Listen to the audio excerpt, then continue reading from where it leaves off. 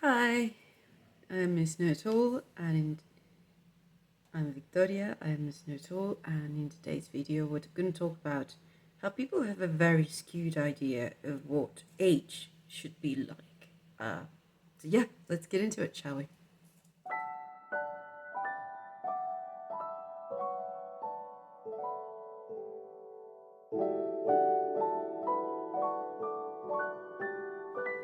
Hi, so today's video actually came up because the other day I went to the 14th birthday of one of my students that I used to tutor back in the day. Now, this student had with her two of her cousins. One of her cousins knew that I was tutoring her younger brother, so she was able to guess my age because my student told to her cousins, "How old do you think she is?" So her older cousin, 17 years old, who knows that I'm tutoring her baby brother, thought I was 23, which, like, a compliment, thank you. But her younger cousin, who is around her age, told her, "Oh, 15." And I was like, "What?" Neither of them actually hit the fact that I'm over 30. So, and I was wearing makeup, which is something that already ages me. But here's what I think it's coming from. Here's the thing. There is a huge narrative in the internet that, especially for Gen Alpha, that you're going to be an old hag when you turn 30. I can assure you, the faces when I told them I was born in December 11, 1992.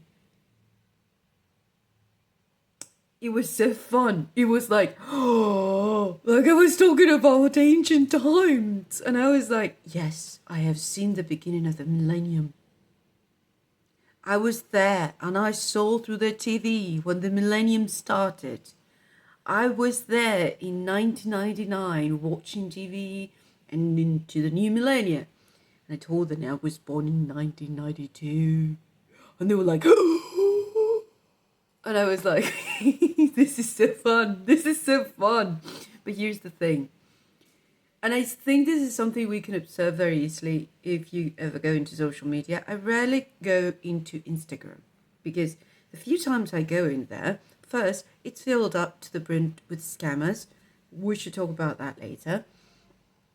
But also, there is a humongous amount of children on that social media.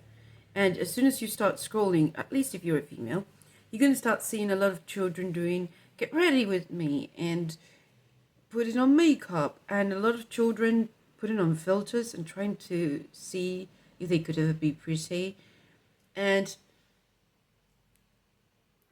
doing anti-aging masks and stuff. I'm like, sweetie, you're like 6. You cannot even read, especially with the school system nowadays. Why are you putting on anti-aging? I want to know what's happening here. And a lot of them are receiving constantly the message of, by the time you hit 30, you're going to be an old hag. Which, granted, I am an old hag, but they have this image of how that will look like. And I was like, what did you expect that I would have a cane? No, but, and their brains were glitching. And I was like, it's okay. I have a round face, I'm short, and I have big eyes. Big eyes. So that is going to naturally make me look younger than I am.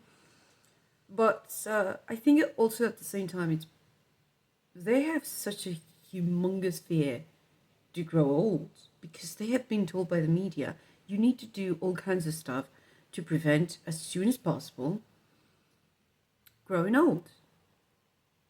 That you need surgery, you need hyaluronic acid, you need this product, you need this product. And the moment you hit 30, you're going to be an old hag that is going to be useless for the rest of your life. and you're gonna be a useless wench. You're gonna be, you're gonna be just out of commission. And this in this the red pill community, it doesn't help because they're like, oh my god, a 30-year-old, and I'm like, and the thing is, vast majority of people watching this content, it's children. Let's face it, it's children, so they don't know any better, and when they see someone, unless you have like a beard and you're like a dude, they're not gonna really accurately know how old are you, because they have in their collective, oh, 30, old, got it.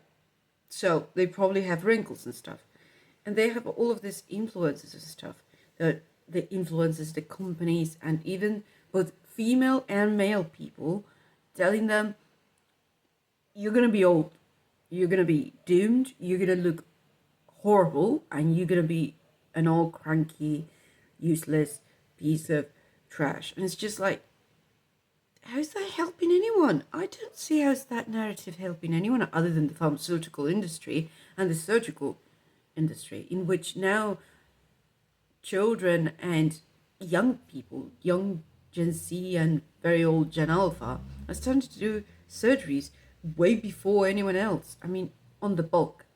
And they're just doing it to prevent wrinkles. It doesn't help also that the vast majority of them follow Korean media, which Korean media, by the way, it's one of the most demanding ones in the world when it comes to looks. And the least they do is to inject themselves with a amino acid that is just to suppress a chain reaction that improves on the liver, improves your immune system, but as a consequence, it bleaches your skin and it makes you whiter. And it's just like, if you see Korean actors, they have bigger eyes than I do. And ironically, they're whiter than I am. And to a degree in which it's concerning. And they're skinny. Skinny. Skinny. And it's just like, of course these children are going to have a weird perception of what being older looks like. They don't know what it looks like.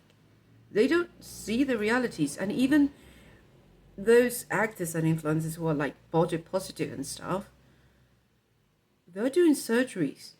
So they don't have this, mobility of wrinkles.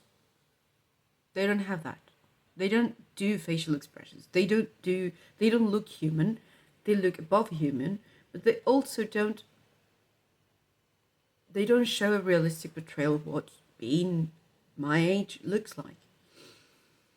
And that took the kids, and they were told, oh, you have to do all of this in order to look decent, not even good, just not like an old hag, and prevent one day you become, disposable, because you are. I mean, everybody knows that when you hit 30, you need a coffin or a cane, because you're done. Your life is over. It's just, you're done. What can you be outside of youth? What can you do for the planet outside of your youth? What can you give to your community outside your youth? What are you as a human being besides your youth? You're nothing. You're nothing. You're nothing more than an old, wicked, cranky old grandma. How dare you to be here? Ugh.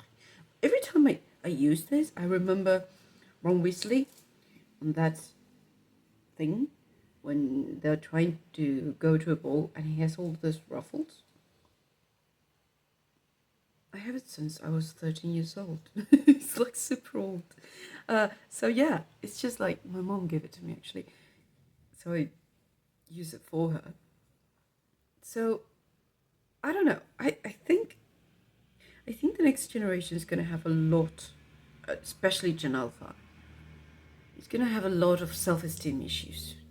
Like, these kind of situations are the ones that are leading to young ladies to do so many surgeries on them at least those who are working in the media and stuff, to the degree in which it makes them look older than they should look, not because they are grown older, but because by removing buccal fat and by doing all of these crazy surgeries, they are losing markers that would make them look younger.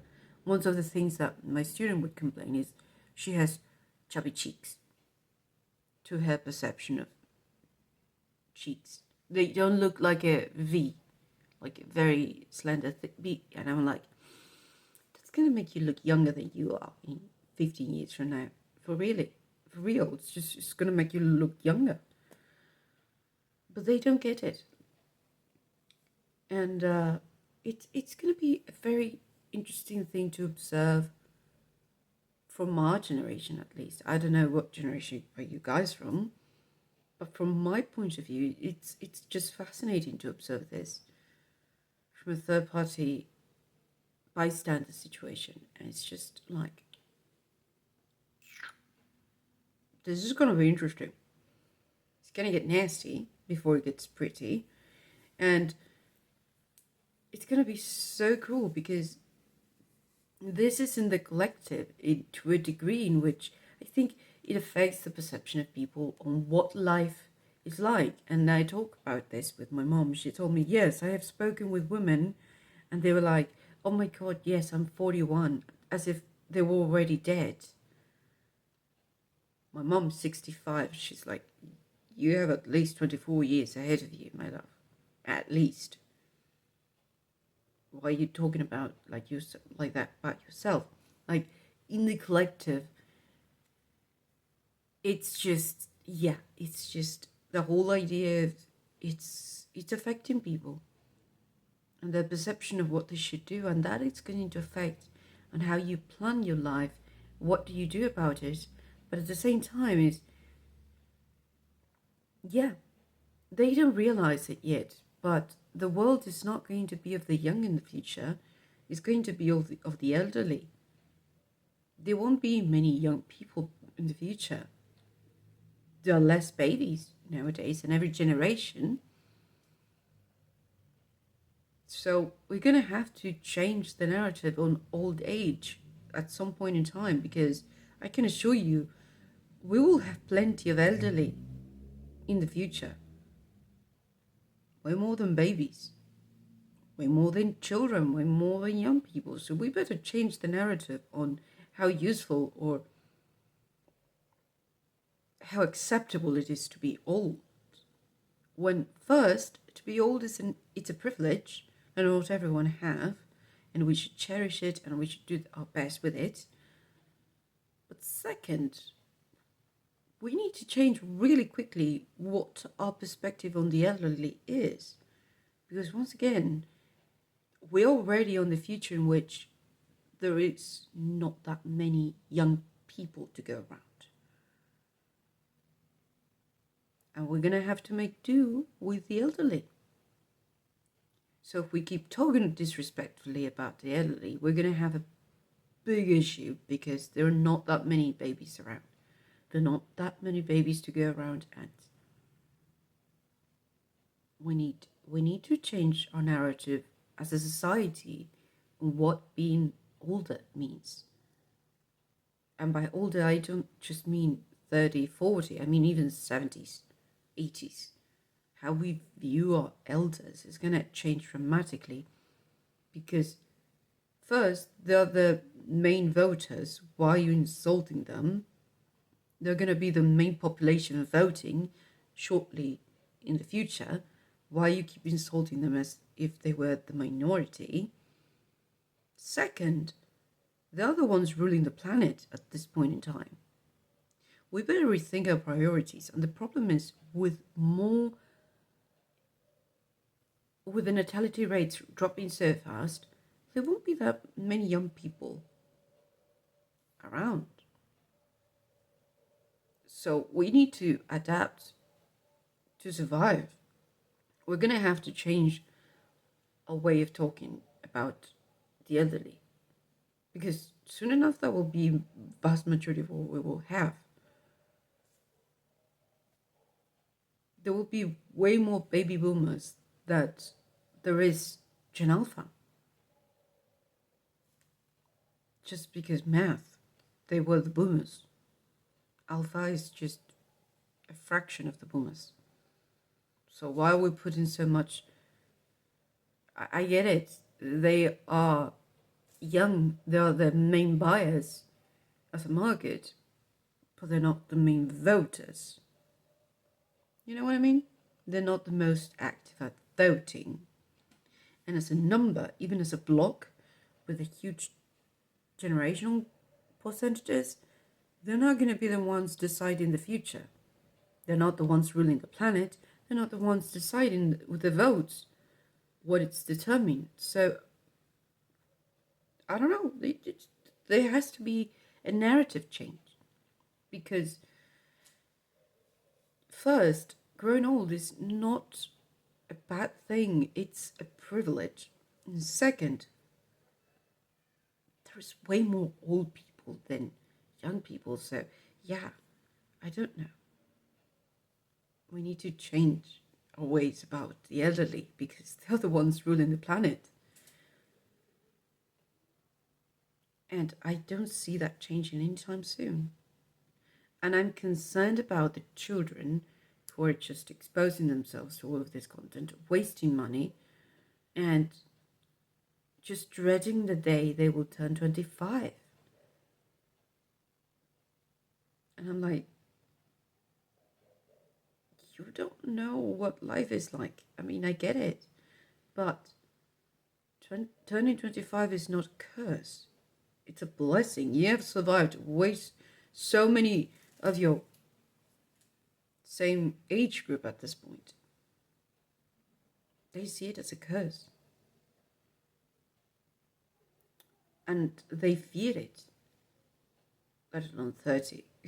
So, yeah, I'm genuinely concerned about this generation's perspective on old age, but more importantly, on their own perspective of aging.